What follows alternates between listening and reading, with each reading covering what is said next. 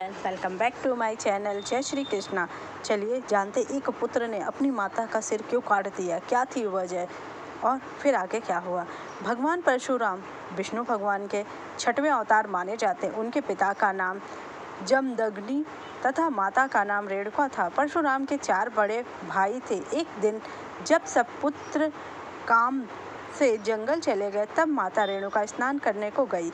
जिस समय वह स्नान करके आश्रम को लौट रही थी, उन्होंने राजा चित्ररथ को जल विहार करते देखा। यह देखकर उनका मन विचलित हो गया और वह घर लौटी तो उनके हाव भाव देखकर ऋषि जमदग्नि यह बात जान गए।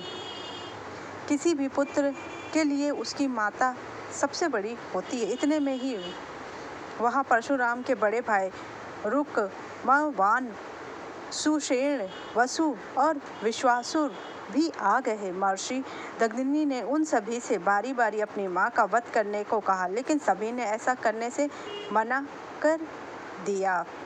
इनसे नाराज होकर महर्षि दग्नि ने उन्हें श्राप दे दिया और उनकी विचार शक्ति को खत्म कर दिया।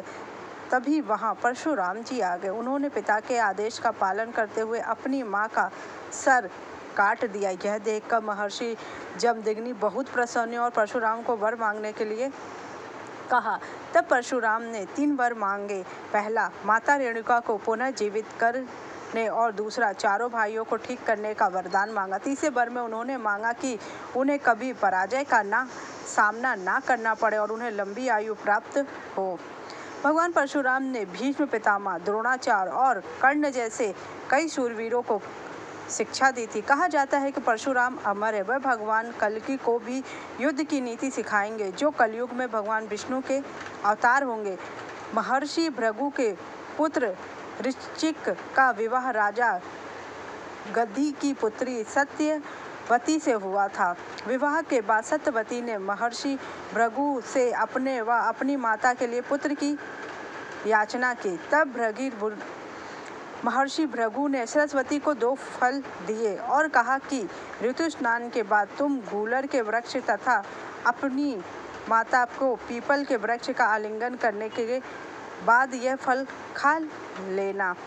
लेकिन सत्यवती और उनकी मां ने इस नियम का पालन नहीं कर पाई। यह बात महर्षि भृगु को पता चल गई। तब उन्होंने सत्यवती से कहा कि तूने गलत वृक्ष का आलिंगन किया, इसलिए तेरा पुत्र ब्राह्मण होने पर भी क्षत्रिय गुणों वाला पैदा होगा और तेरी माता का पुत्र क्षत्रिय होने पर भी ब्राह्मणों वाला गुण लेकर पैदा होगा।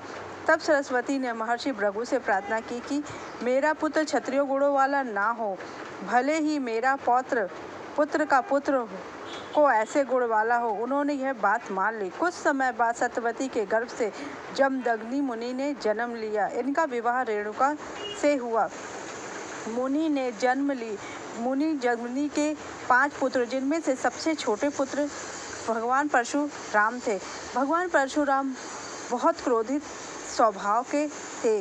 वह बचपन से ही ये सब चीज़ों में क्योंकि उनकी दादी ने जो वर मांगा था, इसके कारण वह क्षत्रिय गुण लेकर पैदा हुए और ब्राह्मण होने के बाद भी उनके अंदर क्षत्रियों वाले ही गुण हमेशा ही विद्यमान रहे। जब उनके पिता की हत्या कर दी गई और राजा ने मार दिया, तब उन्होंने 21 बार क्षत्रियों को इस धरती से विहीन कर दिया, जिस कारण वह बहुत अशांत रहने लगे, क्योंकि वह क्षत्रियों के छोटे छोटे बालकों को भी मार दिया करते थे। तब वह तप करने चले गए। जब भगवान श्री राम ने सीता स्वयंवर में शिव धनुष तोड़ा, तब वह बहुत क्रोधित हुए और वह उसी समय वहाँ पर आए, क्योंकि उन्होंने शिव धनुष शंकर भगवान से प्राप्त हुआ था और उन्होंने राजा दशरथ को उसकी रक्षा के लिए दिया था।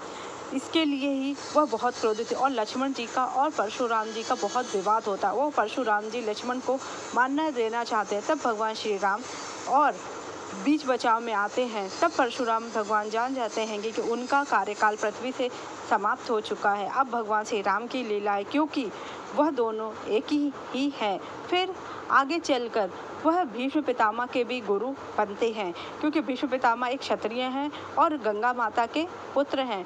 उसके बाद अम्बा के कहने पर वह भीष्म पितामह से युद्ध होते, जिसमें वह भीष्म पितामह को छोड़ देते हैं। कर्ण गलती से झूठ बोलकर उनसे शिक्षा ग्रहण करता है। अगर आपको मेरी जानकारी अच्छी लगी, मुझे चैनल को लाइक कीजिए, सब्सक्राइब कीजिए, शेयर कीजिए। Thank you.